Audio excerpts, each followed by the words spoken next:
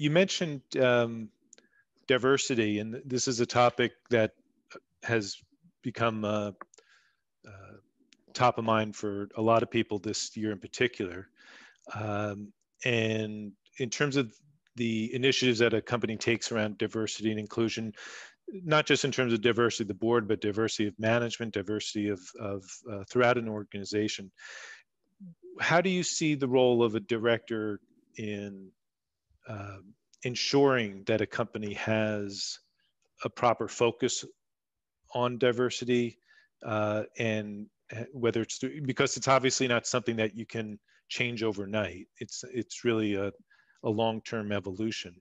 So what's the role of a director? What's the proper role of a director in working with management to make sure that diversity and inclusion efforts are really being focused on in an appropriate way? Well, I think you can make changes overnight. And I think that it depends on the company's circumstance, but there are plenty of companies where changes should be made overnight. And it is absolutely appropriate for the board to engage in this topic, just like the board would engage in any topic that related to culture of a company, risk. So I think it starts with a belief, and company managements and boards either have a sincere belief that diversity brings value and a better and more sustainable workplace to their company, or they don't. And if they do have that view, then to spend time on understanding, first of all, metrics, the base case, where are we today?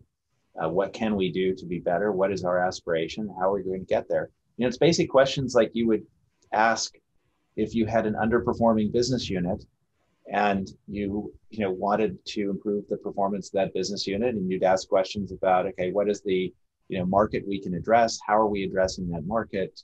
Is our pricing a problem? Is our cost structure a problem? Are there other structural problems?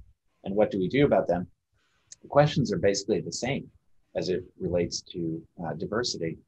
And I think that it is absolutely appropriate for boards to be deeply engaged in this, because the board can provide a different perspective to management than management can provide amongst themselves, because by definition, the management is focused on one company in one industry in one geography. The geography could be the world, but it's often a national geography, and that those sort of limitations shape your thinking about what is possible. And a board, by definition, should be coming in with perspectives that are much broader than that, and experiences that include well outside of that company.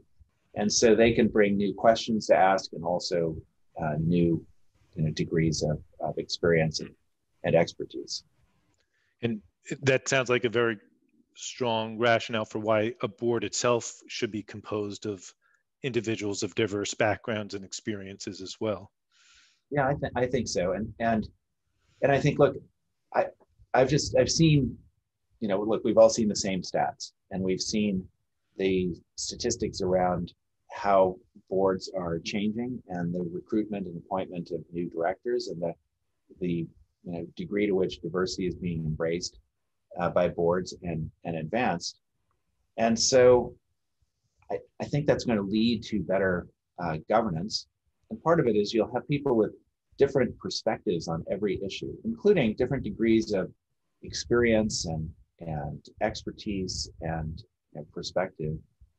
And that leads to better discussions. We, in our MBA classroom, we go to great lengths to construct a very diverse group of 90 students, because that leads to a richer discussion than if you had 90 people with exactly the same background, exactly the same work history, exactly the same